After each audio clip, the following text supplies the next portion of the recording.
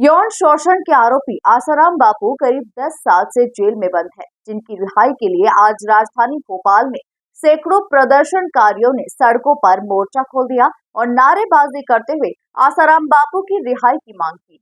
देखिए ये खबर। भोपाल में संत आसाराम बापू की रिहाई को लेकर सैकड़ों महिलाओं ने रैली निकाली। इस रैली में महिलाएं हाथों में संत आसाराम बापू की रिहाई की मांग को लेकर लिखी गई तख्तियां लेकर नारेबाजी करते हुए नजर आई। जहां रैली में शामिल महिलाओं ने बताया कि संत आसाराम बापू को झूठे केस में फंसाया गया है, उन्हें कई तरह से प्रताड़ित किया गया, उन पर लगाया गया आरोप बिल्कुल झूठा है। आज तक बापूजी को जमानत या पैरोल भी नहीं दी गई है। ये अन्याय की पराकाष्ठा है। जिनमें लगातार सेवा कार्य चल रहे हैं पूरे समाज के बीच।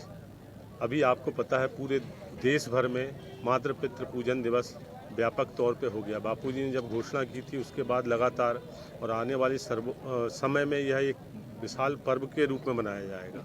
मातृ पितृ पूजन दिवस हो गया, 25 दिसंबर को तुलसी पूजन हो गया। इस प्रकार हमारी सनातन संस्कृति की रक्षा के लिए बापूजी ने पहले से ही पूरे देश में एक मुहिम चला रखी थी। विगत 50 वर्षों से निरंतर बापूजी अपने सत्संग के माध्यम से सेवा कर रहे थे। उसी का ये परिणाम है कि अन्य धर्मों के लोगों ने हमारे ऊपर कुठाराघात किया और बापूजी को टारगेट बना के एक षड्यंत्र के तहत फंसाया गया है। यह तो बिल्कुल सिद्ध रूप है। मीडिया चौथा स्तंभ कहलाता है। मेरा आप सबसे निवेदन है, करबद्ध निवेदन है कि आप इस आवाज़ को तो उठाएं। आप भी कहीं ना कहीं सनातनी संस्कृति के प्रतीक हो, जुड़े हुए हो। आप मीडिया के अलावा भी एक मानव मात्र हो यार। आप सोचो तो जरा, कहाँ बापूजी और कहाँ देश को ले जा रहे थे और कहाँ आज हम। तो आप सबसे यही मेरा निवेदन है कि आप थोड़ा सिर्फ being as a human being होने के नाते आप इस बात को अंदर से तो प्रेजेंट करो। आप थोड़े समय के लिए आप छोड़ दो कि मैं अनादि से हूँ, कि मैं आज तक से हूँ, कि मैं इससे हूँ, उससे। आप देखो तो एक बहुत बड़ा झंडा है आपके पास भाई, बहुत बड़ा हथियार है आपके पास। हम तो आपसे निवेदन कर सकते हैं। साधकों की पीड़ा आपने देख ली इतनी भरी दोपहरी में, पूरे देश में हो रहा है, पूरे देश में। और ये तो वास्तव में अब शुरुआत हुई है, अब निकले हैं हम लोग। आप देखना कितना आगे बड़ा रूप होगा ये। आज हम सब साधकों ने एक शांतिपूर्ण रैली करी और इस रैली का मकसद ये था कि हमारे बापू खुद नहीं मांग रहे अपने लिए इलाज, लेकिन हमें पता है बापूजी को आयुर्वेदा इलाज चाहिए। बापू एलोपैथ इलाज बापू को माफिक नहीं आता। बापू 22 दिन जोधपुर एम्स में एडमिट रहे क्योंकि हार्ट अटैक आया था 2 बार। और हार्ट अटैक किस लिए होता है? ब्लॉकेज होती है। ब्लॉकेज अगर परसेंटेज देखी जाए तो मोर देन 90% ब्लॉकेज निकला था।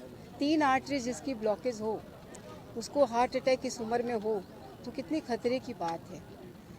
बापूजी जब जेल गए थे तो बापूजी को सिर्फ एक बीमारी थी और वो बीमारी लोगों को नहीं पता होती थी, ट्राइजेमिनल न्यूरोलजिया। ये करोड़ों में कोई एक व्यक्ति को ये डिसीज़ होता है और इस डिसीज़ का कोई इलाज नहीं है। बापूजी ने अपने आप को स्वस्थ रखने के लिए अरोमा थेरेपी का सहारा लिया। वो बापू की अपनी जानकारी है, बापू आयुर्वेदा का ही सहारा लेते हैं। एरोमा थेरेपी के ज़रिए बापू अपने आप को स्वस्थ रखते थे।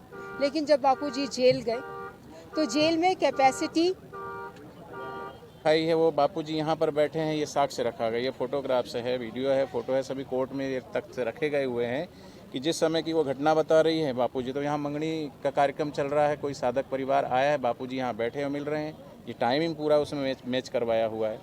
उसके बाद जो लड़की ने टाइम लिखवाया उसकी लड़की का फ़ोन इंगेज है कई घंटों तक। वो पूरा कॉल डिटेल जो है पूरी कोर्ट में रखी गई है।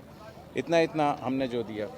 फिर उसके बाद लड़की के जो है पोक्सो जो लगा हुआ है वो सिर्फ इस बात पे कि लड़की के साथ जो है छेड़छाड़ हुई है और छेड़छाड़ का कोई प्रूफ नहीं है, बस कह देने मात्र से। और लड़की बता दें कि यौन शोषण के आरोप में आसाराम बापू और उनके बेटे नारायण साईं की गिरफ्तारी साल 2013 में हुई थी, जिसके बाद कोर्ट ने दोनों को दुष्कर्म के मामले में आजीवन कारावास की सजा सुनाई थी। Bureau report, MP news, Bhopal.